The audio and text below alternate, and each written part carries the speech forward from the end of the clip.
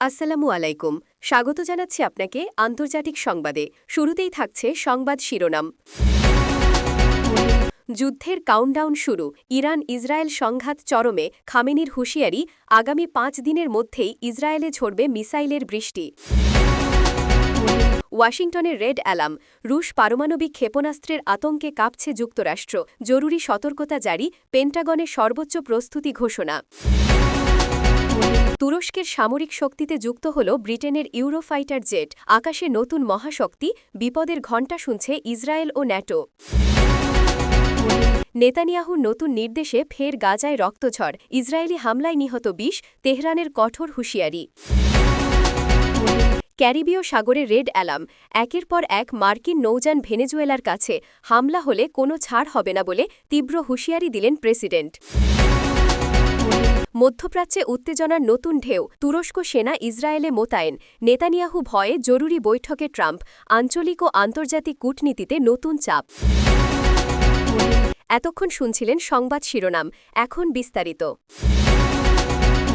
মধ্যপ্রাচ্যের আকাশে ফের ভেসে উঠেছে যুদ্ধের গন্ধ।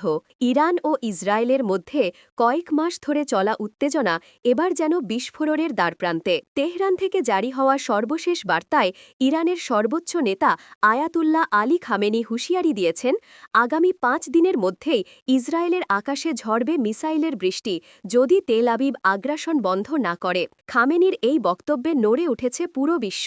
ইরানের রাষ্ট্রীয় গণমাধ্যমে বলা হয়েছে, দেশের বিভিন্ন গোপন ক্ষেপণাস্ত্র ঘাঁটিতে প্রস্তুত রাখা হয়েছে শত শত ব্যালিস্টিক ও ক্রুজ মিসাইল। সামরিক সূত্রের দাবি, এই অস্ত্রগুলো অদৃশ্য গতিতে শত্রুপক্ষের ভেতরে প্রবেশ করতে সক্ষম। ইসরায়েলের নিরাপত্তা গোয়েন্দারা বলছেন, ইরানের এই বার্তা শুধু হুমকি নয়, বরং যুদ্ধের সরাসরি ঘোষণা। তেল আবিব ও আশেপাশের গুরুত্বপূর্ণ শহরে সর্বোচ্চ সতর্কতা জারি করা হয়েছে।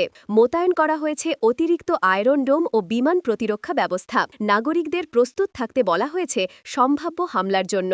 এদিকে ইরানের বিপ্লবী গার্ড বাহিনী IRGC এক বিবৃতিতে জানিয়েছে, আমরা যুদ্ধ চাই না, তবে কেউ যদি ইরানের সার্বভৌমত্বে হস্তক্ষেপ করে তার জবাব হবে ইতিহাসের সবচেয়ে ভয়াবহ প্রতিশোধ। মার্কিন প্রশাসনও এই ঘটনার পর গভীর উদ্বেগ প্রকাশ করেছে। হোয়াইট হাউসের মুখপাত্র বলেন, ইরান ইসরায়েল সংঘাত যদি যুদ্ধের রূপ নেয় তাহলে তা সমগ্র বিশ্বের নিরাপত্তা ব্যবস্থার জন্য ভয়াবহ হুমকি হয়ে দাঁড়াবে।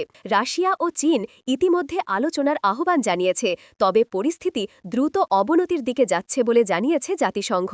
অনেক আন্তর্জাতিক বিশেষজ্ঞ বলছেন, আগামী ৫ দিনই হয়তো নির্ধারণ করে দেবে মধ্যপ্রাচ্যের ভবিষ্যৎ, শান্তি নাকি ভয়ঙ্কর ধ্বংসযুদ্ধ। ইসরায়েলি প্রধানমন্ত্রী বেঞ্জামিন নেতানিয়াহু জরুরি বৈঠক ডেকেছেন প্রতিরক্ষা মন্ত্রণালয়ে। সূত্র জানায়, তিনি দেশ জুড়ে প্রতিরক্ষা প্রস্তুতি বাড়ানোর নির্দেশ দিয়েছেন এবং যুক্তরাষ্ট্রের সঙ্গে ঘনিষ্ঠ যোগাযোগ রক্ষা করছেন সম্ভাব্য যৌথ পদক্ষেপের জন্য। খামেনির কঠোর বার্তায় স্পষ্ট, ইরান এখন শুধু হুঁশিয়ারি দিচ্ছে না, বরং যুদ্ধের জন্য প্রস্তুত। আর যদি সংঘাত শুরু হয় তাহলে এর প্রভাব শুধু মধ্যপ্রাচ্যেই নয়, গোটা বিশ্বের ভূ রাজনীতিকে নাড়িয়ে দিতে পারে। এরপর জানবেন, বিশ্ব রাজনীতিতে আবারও নেমে এসেছে ভয়াবহ উত্তেজনার ছায়া। রাশিয়ার নতুন প্রজন্মের পারমাণবিক ক্ষেপণাস্ত্র পরীক্ষার খবর ছড়িয়ে পড়তেই তোলপাড় শুরু হয়েছে ওয়াশিংটনে। যুক্তরাষ্ট্রের প্রতিরক্ষা দপ্তর পেন্টাগন ইতোমধ্যেই সর্বোচ্চ সতর্কতা জারি করেছে। হোয়াইট হাউস থেকে শুরু করে গোয়েন্দা সদর দপ্তর পর্যন্ত এখন টান টান উদ্বেগের পরিবেশ। রুশ প্রেসিডেন্ট ভ্লাদিমির পুতিন সম্প্রতি এক ভাষণে স্পষ্টভাবে হুঁশিয়ারি দিয়ে বলেন, রাশিয়ার নিরাপত্তাকে হুমকি দেওয়া মানে নিজেদের ধ্বংস ডেকে আনা। তার এই বক্তব্যের পরপরই রুশ সেনাবাহিনী স্ট্র্যাটেজিক রকেট ফোর্সের মহড়া শুরু করে। এতে ব্যবহৃত হয় সারমাট, ইয়ার্স ও আভানগার্ড নামের ভয়ঙ্কর পরমাণু ক্ষেপণাস্ত্র, যেগুলো কয়েক মিনিটের মধ্যেই ইউরোপ বা আমেরিকার যে কোনো স্থানে আঘাত হানতে সক্ষম। মার্কিন প্রতিরক্ষা মন্ত্রণালয়ের কর্মকর্তারা জানিয়েছেন, রাশিয়ার এই পদক্ষেপ বিশ্ব নিরাপত্তার জন্য গভীর উদ্বেগের বিষয়। ইতোমধ্যেই ন্যাটো সদস্য রাষ্ট্রগুলোতেও সতর্কতা বাড়ানো হয়েছে। পোল্যান্ড, জার্মানি ও ব্রিটেনের আকাশসীমায় নজরদারি কার্যক্রম জোরদার করা হয়েছে এবং এমনকি ইউক্রেন সীমান্ত মার্কিন ড্রোনের উপস্থিতিও বেড়েছে বহুগুণ। ওয়াশিংটন থেকে প্রাপ্ত তথ্যে জানা যায়, পেন্টাগনে একাধিক জরুরি বৈঠক অনুষ্ঠিত হচ্ছে। মার্কিন প্রেসিডেন্ট জো বাইডেন পরিস্থিতি পর্যবেক্ষণ করছেন নিজ দপ্তর থেকে, আর হোয়াইট হাউসের নিরাপত্তা টিম দিনরাত নজর রাখছে রাশিয়ার ক্ষেপণাস্ত্র ঘাঁটিগুলোর ওপর। বিশ্লেষকরা বলছেন, ইউক্রেন যুদ্ধের পটভূমিতে পুতিনের এই সামরিক প্রদর্শন এক নতুন ঠান্ডা যুদ্ধের সূচনা করতে পারে। মধ্যপ্রাচ্য, এশিয়া ও ও ইউরোপে ইতোমধ্যেই মিত্র রাষ্ট্রগুলো নিজেদের প্রতিরক্ষা প্রস্তুতি বাড়াতে শুরু করেছে। বিশ্ব বিশ্লেষণ: রাশিয়া ও যুক্তরাষ্ট্রের মধ্যে এ ধরনের সরাসরি শক্তি প্রদর্শন শুধু দুই দেশের জন্যই নয়, বরং গোটা বিশ্বের জন্য এক অশুভ ইঙ্গিত। পারমাণবিক প্রতিযোগিতার এই আগুন একবার ছড়িয়ে পড়লে থামানো কঠিন হবে, এমন আশঙ্কা প্রকাশ করেছেন জাতিসংঘের শান্তি পর্যবেক্ষক সংস্থা। একজন প্রতিরক্ষা বিশেষজ্ঞের ভাষায়, বর্তমান পরিস্থিতি ১৯৬২ সালের কিউবান মিসাইল সংকটের মতোই ভয়াবহ হতে পারে। পারমাণবিক বোতাম এখন অনেকের আঙুলের নাগালে। এরপর জানবেন, মধ্যপ্রাচ্যের আকাশে শুরু হয়েছে নতুন এক শক্তির সমীকরণ। ব্রিটেনের তৈরি অত্যাধুনিক ইউরোফাইটার টাইফুন যুদ্ধবিমান আনুষ্ঠানিকভাবে যুক্ত হয়েছে তুরস্কের বিমান বাহিনীতে, যা দেশটির সামরিক শক্তিকে এক নতুন উচ্চতায় পৌঁছে দিয়েছে। তুরস্কের প্রতিরক্ষামন্ত্রী ইয়াসার গুলার এক বিবৃতিতে জানিয়েছেন, তুরস্ক এখন আকাশ প্রতিরক্ষায় নতুন যুগে প্রবেশ করছে। ইউরোফাইটার যুক্ত হওয়ার মাধ্যমে আমাদের প্রতিরক্ষা কৌশল হবে আরও আধুনিক, দ্রুত ও ভয়ঙ্কর। এই উন্নত যুদ্ধবিমানটি একসঙ্গে একাধিক লক্ষ্যবস্তুতে আঘাত, ইলেকট্রনিক জ্যামিং প্রতিরোধ এবং সুপারসনিক গতিতে হামলার ক্ষমতা রাখে। ইউরোফাইটারের যুক্ত হওয়ায় আকাশে তুরস্ক এখন কার্যত এক অদৃশ্য হুমকিতে পরিণত হয়েছে। পশ্চিমা বিশ্ব, বিশেষ করে ইসরায়েল ও ন্যাটো মিত্ররা এই সামরিক আপগ্রেডকে অত্যন্ত গুরুত্বের সঙ্গে পর্যবেক্ষণ করছে। ইসরায়েলি প্রতিরক্ষা বিশ্লেষকরা সতর্ক করে বলেছেন, তুরস্কের এই পদক্ষেপ মধ্যপ্রাচ্যের মালসম্যে বড় ধরনের পরিবর্তন আনতে পারে। এরই মধ্যে আন্তর্জাতিক গণমাধ্যমে শঙ্কা প্রকাশ করা হয়েছে, তুরস্কের এই মদ্যাকরণ সরাসরি ইসরায়েলের বিমান আধিপত্যকে চ্যালেঞ্জ জানাবে। ন্যাটোর মধ্যেও তৈরি হতে পারে নতুন রাজনৈতিক টানপোড়েন। বিশেষজ্ঞদের মতে, এই চুক্তি কেবল প্রতিরক্ষা চুক্তি নয়, বরং এটি তুরস্কের বৈশ্বিক অবস্থান পুনঃসংজাননের প্রথম ধাপ। প্রেসিডেন্ট রিসেপ তাইয়েব এরদোয়ান বারবার ঘোষণা করেছেন, তুরস্ক এখন আর নির্ভরশীল নয়, বরং নেতৃত্ব দিতে প্রস্তুত। বর্তমানে আঙ্কারায় চলছে পূর্ণাঙ্গ প্রশিক্ষণ ও ইন্টিগ্রেশন প্রক্রিয়া। সামরিক সূত্র বলছে, আগামী কয়েক মাসের মধ্যেই ইউরোফাইটারগুলো তুরস্কের দক্ষিণ সীমান্তে সক্রিয় টহলে নামবে, যা ইসরায়েল ও গ্রিস উভয়। এরপর জানবেন, গাজায় ফের রক্তের স্রোত বয়ে যাচ্ছে। ইসরায়েলের প্রধানমন্ত্রী বেঞ্জামিন নেতানিয়াহুর সরাসরি নির্দেশে মঙ্গলবার রাতে নতুন করে বিমান হামলা চালিয়েছে ইসরায়েলি বাহিনী।